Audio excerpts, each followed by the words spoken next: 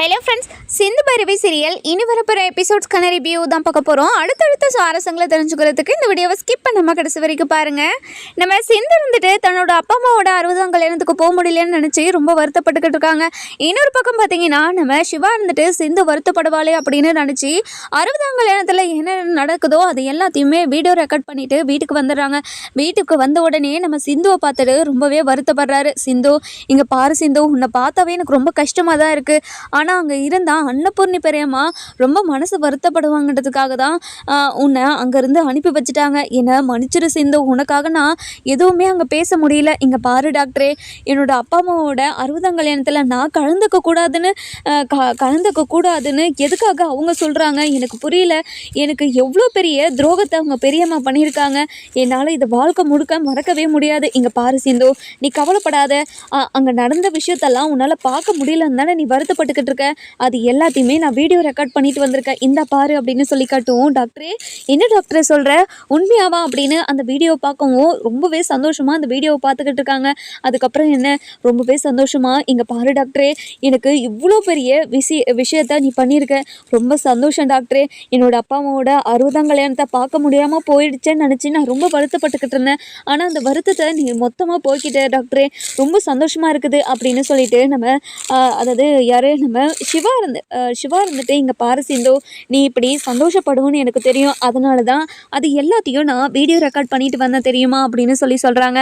அப்படியே டாக்டரே அப்படின்னு நம்ம சிந்து இருந்துட்டு ரொம்பவே எமோஷ்னலாக நம்ம சிவாவை கட்டி பிடிச்சிக்கிறாங்க. அந்த நேரம் பார்த்து நம்ம மகா, அதுக்கப்புறம் எஸ்கி, ஐஸ்வர்யா, இவங்க 3 பேருமே வீட்டுக்குள்ளே வராங்க. வந்த உடனேம்மா சிவா அண்ணன் ஏற்கனவே வீட்டுக்கு வந்துருச்சுமா, இப்போது வீட்டுக்கு வந்து என்ன பண்ணிக்கிட்டு இருக்கோம் அப்படின்னு சொல்லி நம்ம ஐஸ்வர்யா கேட்கவும், இதை கேட்டுட்டு நம்ம மகா இருந்துட்டு, என்னடி சொல்கிற, சிவா ஏற்கனவே வீட்டுக்கு வந்துட்டானா, அவன் எதுக்காக சீக்கிரமாக வீட்டுக்கு வந்தான், அந்த சிந்துக்கிட்ட ஏதாவது பேசிக்கிட்டு இருக்கணும், வா சீக்கிரம் வா போய் பார்க்கலாம் அப்படின்னு சொல்லிட்டு உள்ளே கூட்டிகிட்டு போகிறாங்க. போன உடனே கதவை திறக்கவும் நம்ம சிந்து இருந்துட்டு சிவாவை கட்டி பிடிச்சிக்கிட்டு பார்த்துட்டு பயங்கரமாக ஷாக் ஆகிடுறாங்க.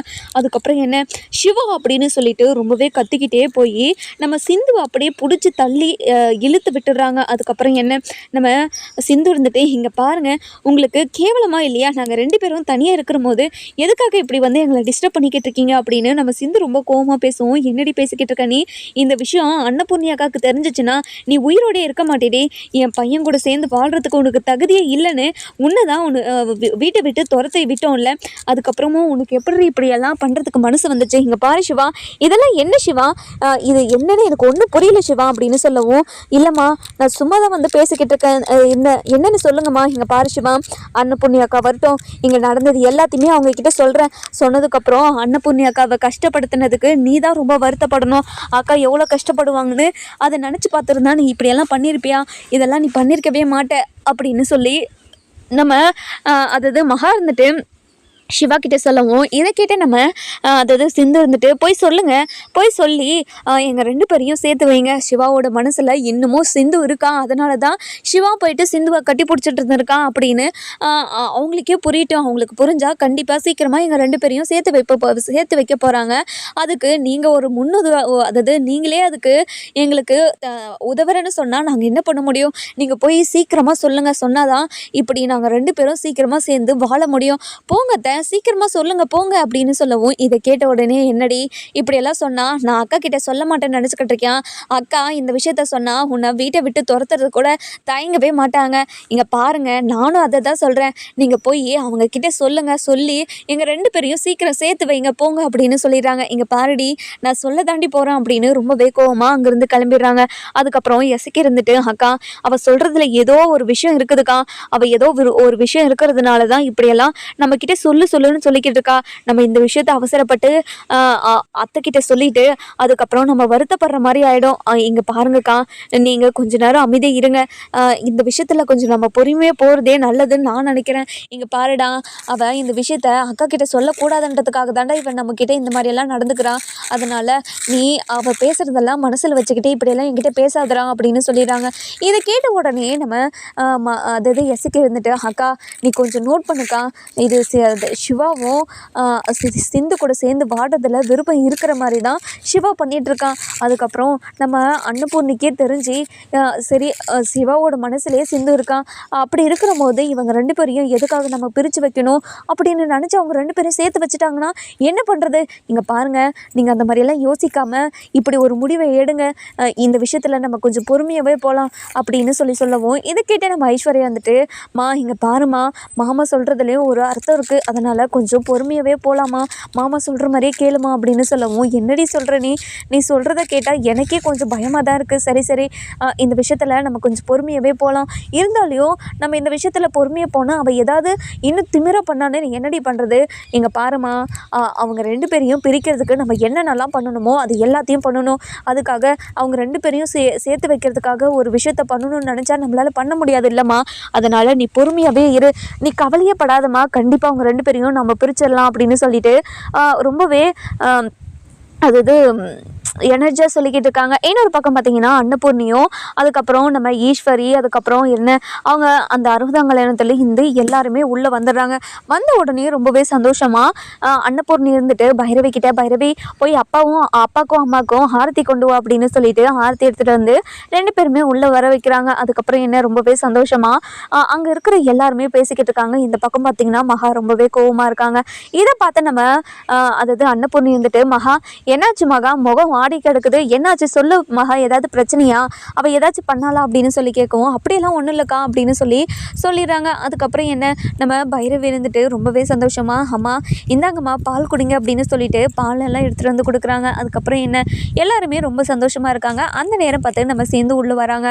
உள்ளே வந்த உடனே, அம்மா இங்கே பாருங்கம்மா, இன்றைக்கி உங்களுக்கு 60ஆம் கல்யாணம் நடந்திருக்கு, ஏன்னா ஆசீர்வாதம் பண்ணுங்கம்மா அப்படின்னு சொல்லிட்டு கேட்கவும், இதை கேட்ட உடனே இங்கே பாருடி, உனக்கும் இந்த குடும்பத்துக்கும் எந்த சம்மந்தமும் இல்லைன்னு சொல்லிட்டோம்ல, அதுக்கப்புறம் எதுக்காக இங்கே வந்து எங்களை டார்ச்சர் பண்ணிக்கிட்டு இருக்க, முதல்ல இங்கேருந்து கிளம்பு அப்படின்னு சொல்லிட்டு கோவமாக சொல்லவும், இதை கேட்ட உடனே நம்ம சிந்து இருந்துட்டு ரொம்பவே அழுக ஆரம்பிச்சுறாங்க. இங்கே பாருங்கம்மா, நான் பண்ணது எல்லாமே மன்னிக்க முடியாத தப்பு தான், நான் இல்லைன்னெல்லாம் சொல்லலை, அதுக்காக என்னை வெறுப்பீங்களா?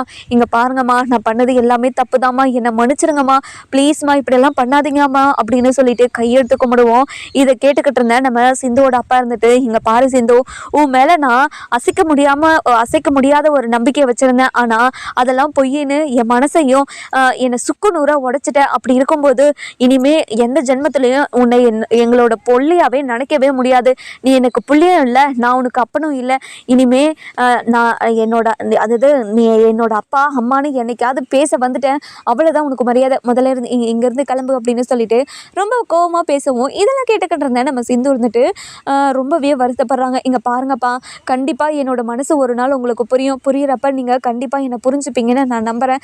நீங்கள் என்னை புரிஞ்சுக்கோங்கப்பா, ப்ளீஸ்ப்பா, நான் பண்ணதில்ல எல்லாமே தப்பு தான், நான் இல்லைன்னாலாம் சொல்லலை, அதுக்காக எனக்கு இவ்வளோ பெரிய தண்டனையெல்லாம் கொடுத்துடாதீங்கப்பா, ப்ளீஸ்ப்பா அப்படின்னு சொல்லிட்டு காலில் விழுந்துடுறாங்க. அதுக்கப்புறம் பைரவி இருந்துட்டு, இங்கே பாருடி, இப்போ தான் 60ஆம் கல்யாணம் முடிஞ்சு நாங்கள் எல்லாருமே சந்தோஷமாக இருக்கோம், இந்த சந்தோஷமாக இருக்கிற நேரத்தில் இப்படி எங்கள் சந்தோஷத்தெல்லாம் கெடுக்கிற மாதிரி வந்து நிற்காத, முதல்ல இங்கேருந்து போ, எங்கள் எல்லாரோட சந்தோஷத்தை கெடுக்கிறதே நீ மட்டும் அந்த கல்யாணத்தில் ஒழுங்காக இருந்திருந்தனா இப்போ எந்த ஒரு பிரச்சனையுமே நடந்திருக்காது, இப்போது எந்த பிரச்சனைக்கும் யாருக்கும் எந்த ஒரு கஷ்டமும் இருந்திருக்காது.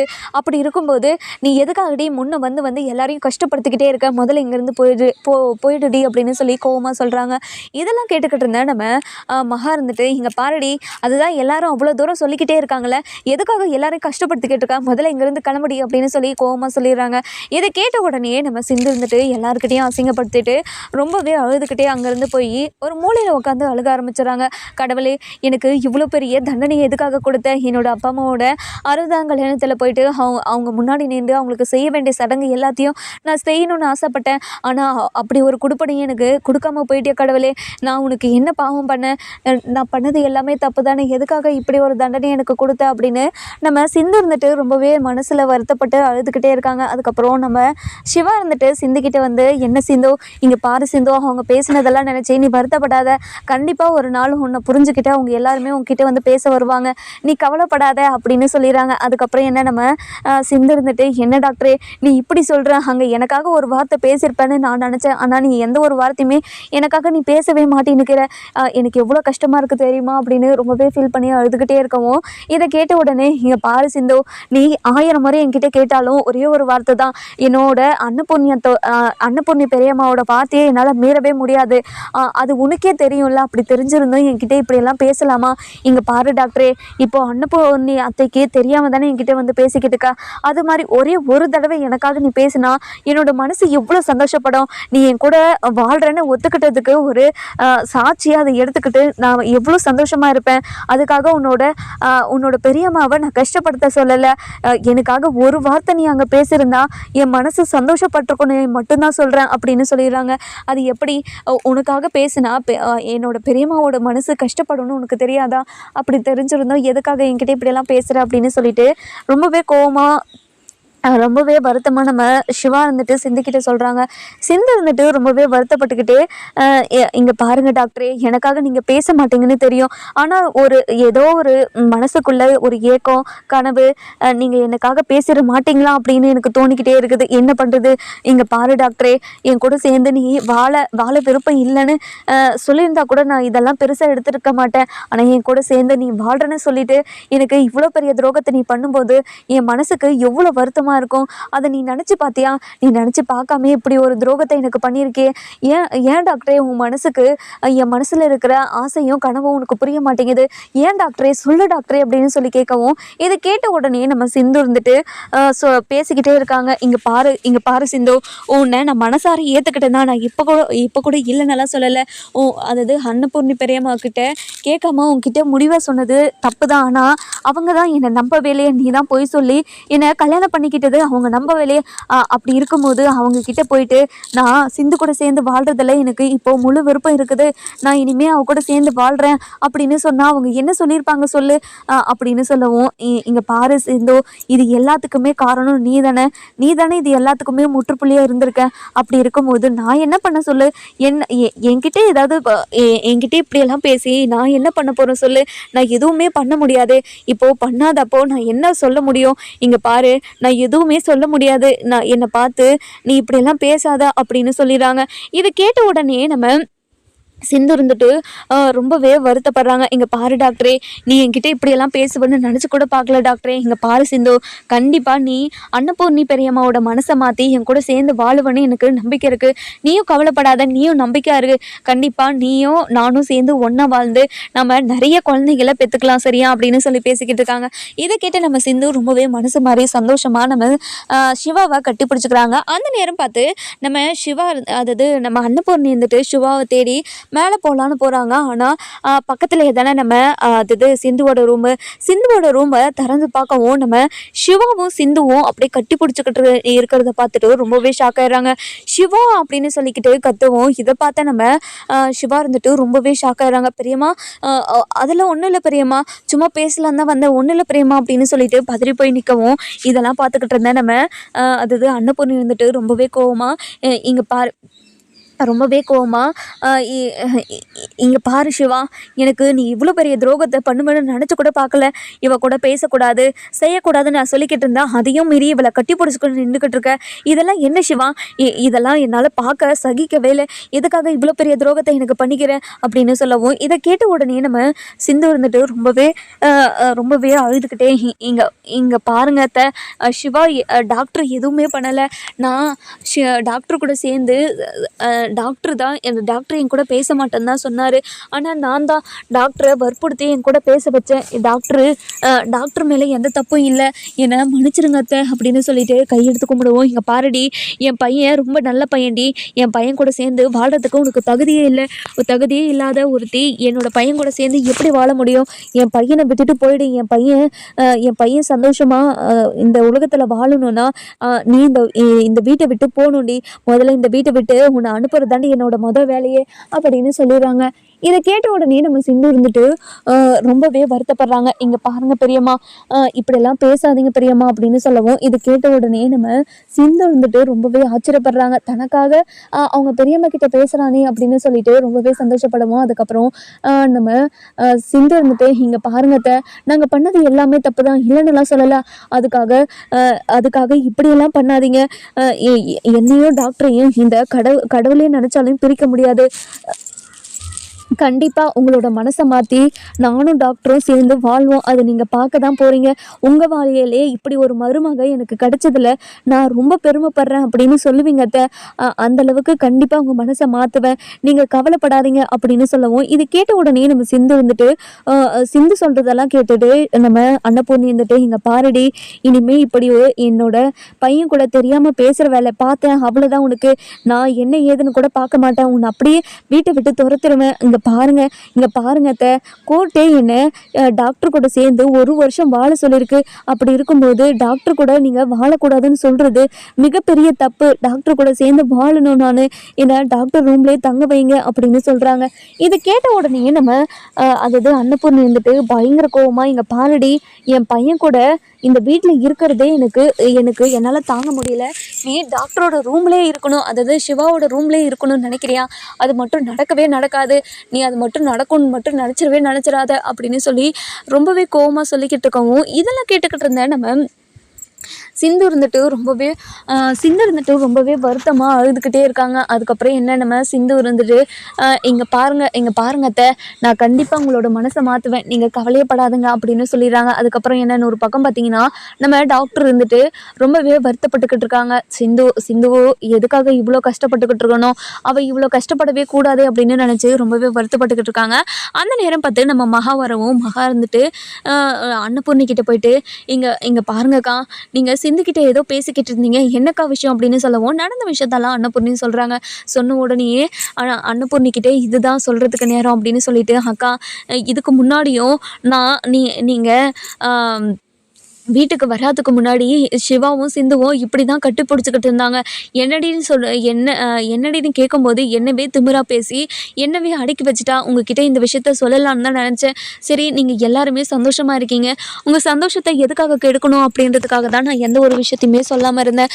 இங்கே பாருங்கக்கா, அவளை நம்ம இப்படியே விட்டுட்டோங்கன்னா அவளுக்கு திமிரு ஏறி போகும். நம்ம ஏதாச்சும் பண்ணி அவளை இந்த வீட்டை விட்டு துரத்தி ஆகணும்" அப்படின்னு சொல்லிடுறாங்க. இதை கேட்ட உடனே நம்ம சிந்து இருந்துட்டு, "இங்கே பாருங்க, என்னை இந்த வீட்டை விட்டு துரத்தணும்னு மட்டும் யாரும் நினச்சி கூட பார்க்காதீங்க. கண்டிப்பாக அப்படி ஒரு விஷயம் நடக்கவே நடக்காது. நீங்கள் நினச்சி பார்க்காத அளவுக்கு நானும் டாக்டரும் சந்தோஷமாக வாழ தான் போகிறோம்" அப்படின்னு சொல்லிடுறாங்க. இன்னொரு பக்கம் பார்த்தீங்கன்னா, நம்ம சிவா இருந்துட்டு ஹாஸ்பிட்டலுக்கு போகிறாங்க. போன உடனே அங்கே ஒரு கிரிட்டிக்கலான கேஸு, அதாவது கார்டியக் அரெஸ்ட் கேஸ் வருது. வந்த உடனே நம்ம சிவா இருந்துட்டு ரொம்பவே அதாவது பரபரப்பாக அந்த பேஷண்ட்டை ஹேண்டில் பண்ணிக்கிட்டு இருக்காங்க. அந்த நேரம் பார்த்து அந்த பேஷண்ட்டுக்கு ஆன்ஜியோ பண்ணணும் அப்படின்னு சொல்லிடுறாங்க. இதை கேட்ட இந்த அட்டெண்டர்ஸ் எல்லாம் ரொம்பவே பயந்துடுறாங்க. "இங்கே பாருங்கம்மா, இவருக்கு உடனடியாக ஆன்ஜியோ பண்ணால் மட்டும்தான் இவர் பொழைப்பார், இல்லைனா இவர் பொழைக்கவே மாட்டார். நீங்கள் உடனடியாக ஒரு 2 லட்சத்தை ஏற்பாடு பண்ணிக்கோங்க" அப்படின்னு சொல்லிடுறாங்க. இதை கேட்ட உடனே, "இங்கே பாருங்க ஐயா, எங்கள் குடும்பம் அவ்வளோ வசதியெல்லாம் இல்லைங்க ஐயா. அடுத்த வேலை சோத்துக்கே நாங்கள் ரொம்ப கஷ்டப்பட வேண்டியது தான் இருக்குது. அப்படி இருக்கிறப்போ 2 லட்சத்துக்கு நாங்கள் எங்கேயோ போவோம்.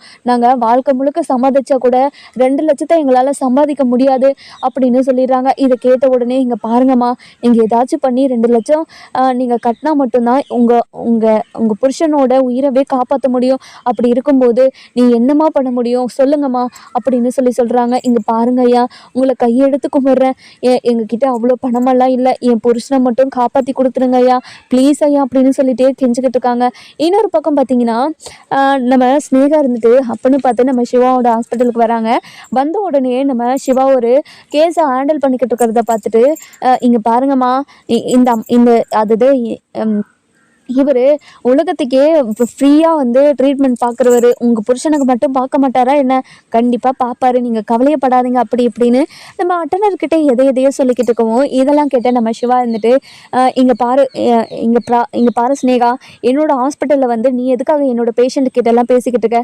முதல்ல இங்கேருந்து கிளம்பு" அப்படின்னு சொல்லவும், "இங்கே பாரு சிவா, நீ ஹாஸ்பிட்டலை எப்படி நடத்துகிற, என்னென்னு தான் பார்த்துட்டு போகலான்னு வந்தேன். உன்னோட ஹாஸ்பிட்டலில் தான் ஒரு மிஷினும் ஒர்க் ஆகாது. 2 நாளைக்கு முன்னாடி கூட ஒரு குழந்தை வந்துச்சு. அந்த குழந்தைக்கு எண்டோஸ்கோப் பண்ணி அந்த குழந்தையோட உள்ள காயின்ஸை எடுக்கிறதுக்காக மிஷினை ஆன் பண்ணியிருக்காங்க. அந்த நேரம் பார்த்து மிஷின் வந்து ஒர்க் ஆகலை. அப்படி தான் அது இது ஆன்ஜியோ பண்ணும்போது ஏதாவது தப்பு பண்ணிட்டாங்கன்னா என்ன பண்ணுறது? இப்படியாப்பட்ட ஹாஸ்பிட்டலில் வந்து நீங்கள் ட்ரீட்மெண்ட் பார்க்க வந்திருக்கீங்க. இந்த ஹாஸ்பிட்டலில் ஒழுங்காகவே ட்ரீட்மெண்ட் பண்ண மாட்டாங்க. இந்த ஹாஸ்பிட்டலுக்காக வந்திருக்கீங்க அப்படின்னு சொல்லிட்டு நம்ம ஸ்னேகா இருந்துட்டு நம்ம சிவாவோட ஹாஸ்பிட்டலில் எப்படியாவது இழுத்து மூடணுன்றதுக்காக என்னென்னமோ பண்ணிக்கிட்டு இருக்காங்க. இதெல்லாம் கேட்ட சிவா இருந்துட்டு ரொம்பவே கோவமா இங்கே பாருங்க இவ சொல்கிறதெல்லாம் நம்பவே நம்பாதீங்க. இவளுக்கு எதிராக ஹாஸ்பிட்டல் கட்டிட்டுன்றதுக்காக இப்படியெல்லாம் பண்ணிக்கிட்டு இருக்கா. நீங்கள் கவலையே படாதீங்க. உங்களோட புருஷனை காப்பாற்றி கொடுக்க வேண்டியது என்னோட பொறுப்பு அப்படின்னு சொல்லிடுறாங்க. இன்னொரு பக்கம் பார்த்தீங்கன்னா நம்ம ஸ்னேகா இருந்துட்டு சிவாவோட பேரை கெடுக்கணும்னா இந்த பேஷண்ட் சாகணும். இந்த பேஷண்ட் செத்தா கண்டிப்பாக சிவாவோட பேர் கேட்டு இந்த ஹாஸ்பிட்டலுக்கு யாரும் வரமாட்டாங்க அப்படின்னு ஒரு பக்கம் பிளான் போடுறாங்க. இன்னொரு பக்கம் நம்ம சிந்து இருந்துட்டு ஹாஸ்பிட்டலுக்கு வராங்க. வந்த உடனே நடந்த விஷயத்தெல்லாம் தெரிஞ்சுக்கிறாங்க. அதுக்கப்புறம் என்ன, நம்ம ஸ்னேகா இருந்துட்டு எந்த ஒரு பிரச்சனையும் பண்ணாத அளவுக்கு, நம்ம டாக்டருக்கு எந்த ஒரு பிரச்சனையும் வராத அளவுக்கு நம்ம சிந்து வந்து பக்கத்துணையாக நின்றுக்கிட்டு இருக்காங்க. அந்த நேரம் பார்த்து நம்ம அதாவது அந்த பேஷண்ட்டை சாவடிக்கிறதுக்காக ஒரு 4 பேரை செட் பண்ணி வச்சுருக்காங்க நம்ம ஸ்னேகா. அதுக்காக அந்த 4 பேரும் ஆஞ்சியோ முடிஞ்ச உடனேயே அந்த பேஷண்ட்டை போட்டு தள்ளணுன்றதுக்காக நர்ஸு வேஷத்தில் அப்படியே வராங்க. அதுக்கப்புறம் என்ன, ஹாஸ்பிட்டலில் பேஷண்ட்டு ஆஞ்சியோ பண்ணி முடிஞ்சு அதாவது நார்மல் வார்டுக்கு வராங்க. வந்த உடனே நம்ம சிவா வந்துட்டு அட்டண்டர்கிட்ட வந்து, நீங்கள் கவலைப்படாதுங்க, இவங்களுக்கு ஆஞ்சியோ பண்ணியாச்சு, இனிமேல் இவங்க ரொம்ப ஜாக்கிரதையாக இருக்கணும், ரொம்ப பத்திரமா பார்த்துக்கோங்க, ஒரு 4-5 நாளைக்கு அட்மிஷனில் இருக்கிற மாதிரி இருக்கும், இங்கே இருந்து பார்த்துட்டு போயிடுங்க அப்படின்னு சொல்கிறாங்க. அதுக்கப்புறம் நன்றி ஐயா, நீங்கள் எனக்கு கடவுள் இப்படி ஒரு நிலைமையிலையும் எங்களை நீங்கள் காப்பாற்றி விட்டுருக்கீங்க. எங்கள் குடும்பத்துக்கே ஒரே ஒரு ஆம்பளை அவர் மட்டும்தான். அவர் மட்டும் இல்லைன்னா எங்கள் குடும்பம் என்ன ஆகுமோ ஏதாகுமோன்னு நினச்சி நாங்கள் ரொம்பவே பதறி போயிட்டோம். ஆனால் நீங்கள் அப்படி எதுவுமே நடக்காமல் என் புருஷன் உயிரை காப்பாற்றி கொடுத்து எங்கள் குடும்பத்தவே காப்பாற்றிட்டீங்க. ரொம்ப நன்றி ஐயா. நீங்கள் காலத்துக்கும் நீங்கள் சந்தோஷமாக உங்கள் புள்ள குட்டியோடு சந்தோஷமாக இருக்கணும் அப்படின்னு வாழ்த்துறாங்க. இன்னொரு பக்கம் பார்த்திங்கன்னா நம்ம ஸ்னேகா இருந்துட்டு அந்த பேஷண்ட்டை எப்படியாவது சாவடிக்கணும் அப்படின்னு ஆள் அனுப்பியிருக்காங்க இல்லையா, அந்த ஆளுங்க எப்படியோ அந்த ரூம்குள்ளே போயிடுறாங்க.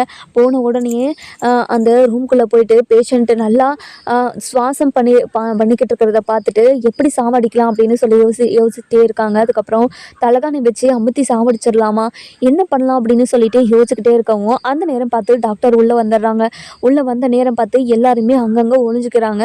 அதுக்கப்புறம் டாக்டர் வந்துட்டு பேஷண்ட்டை செக் பண்ணுறாங்க. எல்லாரும் வைட்டல்ஸ் எல்லாம் நார்மலாக இருக்கா இல்லை அன்ஸ்டேபிளாக இருக்கான்னு எல்லாமே நார்மலாக தான் இருக்குது. அதுக்கப்புறம் அட்டெண்டரும் உள்ளே வர வைக்கிறாங்க. இங்கே பாருங்கம்மா, அதாவது இவர் ரொம்ப நல்லா இருக்கார், நீங்கள் ஒரு 2-3 வார்த்தை பேசிவிட்டு அதுக்கப்புறம் நீங்கள் வெளியே போய் வெயிட் பண்ணுங்கள், இவரை கொஞ்ச நேரம் ரெஸ்ட் எடுக்க விடணும் சரிங்களா அப்படின்னு சொல்லுவோம். அதுக்கப்புறம் என்ன, அட்டெண்டர் கொஞ்ச நேரம் பேஷண்ட் கிட்ட பேசிக்கிட்டே இருக்காங்க. இன்னொரு பக்கம் பார்த்தீங்கன்னா நம்ம சிந்து இருந்துட்டு அந்த பேஷண்ட்டுக்கு ஏதோ ஆகிற போகிற மாதிரி நம்ம சிந்துக்கு தெரிய வருது.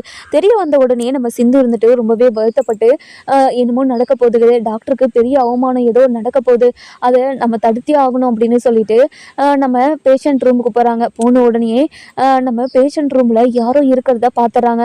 பார்த்துட்டு ரொம்பவே புத்திசாலித்தனமாக போய் ஃபஸ்ட்டு சிவா கிட்டே இந்த விஷயத்தெல்லாம் சொல்கிறாங்க.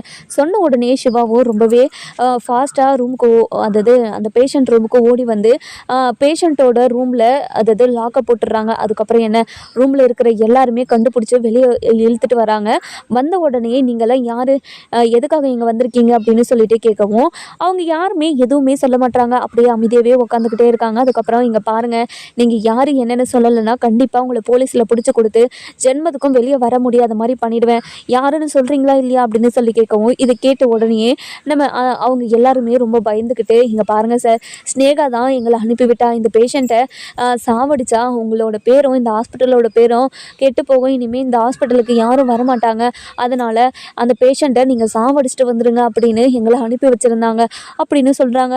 இதை கேட்ட உடனே நம்ம சிவா பயங்கரமாக ஷாக் ஆகிடுறாங்க. அதுக்கப்புறம் என்ன, அவங்க எல்லாருமே நம்ம ஸ்னேகா கிட்ட கூட்டிகிட்டு போகிறாங்க. நம்ம சிந்துவும் சிவாவும் கூட்டிகிட்டு போன உடனே என்ன ஸ்னேகா, என்னோட ஹாஸ்பிட்டல் பேரையும் என் பேரையும் கெடுக்கணுன்றதுக்காக இப்படி ஒரு கேவலமான வேலையை பண்ணியிருக்கே, உனக்கு வெக்கமா இல்லை, எப்படி உன்னால் இப்படி ஒரு வேலையை பண்ண முடிஞ்சிச்சு, உனக்கு வெக்கமா இல்லையா, அசிங்கமா இல்லை, ஏன் இப்படியெல்லாம் பண்ண அப்படின்னு சொல்லி ரொம்ப கோவமாக பேசிக்கிட்டு இருக்கவும் இதெல்லாம் கேட்டுக்கிட்டு இருந்தேன் நம்ம கோமதி, அது யார், நம்ம சிவா இருந்துட்டு இதெல்லாம் கேட்டுக்கிட்டு இருந்த ஸ்னேகா இருந்துட்டு, "இங்கே பாரு, இவங்கெல்லாம் யாருன்னே எனக்கு தெரியாது. அப்படி இருக்கும்போது இவங்களுக்கும் எனக்கும் என்ன சம்மந்தமும் இருக்குன்னு சொல்லிட்டு என்னென்னமோ பேசிக்கிட்டு இருக்க.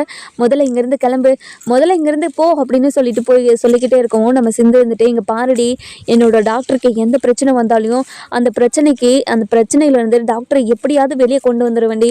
என் டாக்டரை மட்டும் அழிச்சிடலான்னு நீ நினச்சி கூட பார்க்காத. என் டாக்டருக்கு நான் இருக்கேன். நீ என்ன பண்ணாலும் டாக்டருக்கு எதுவும் ஆகாது" அப்படின்னு சொல்லிடுறாங்க. இதை கேட்ட உடனே நம்ம அதாவது ஸ்னேகா இருந்துட்டு ரொம்பவே வருத்தப்படுவோம். அந்த நேரம் பார்த்து நம்ம சிவா இருந்துட்டு ரொம்பவே கோவமா சிவா அது ஸ்னேகாவை ஒரே அரை படார்னு கொடுத்துட்றாங்க.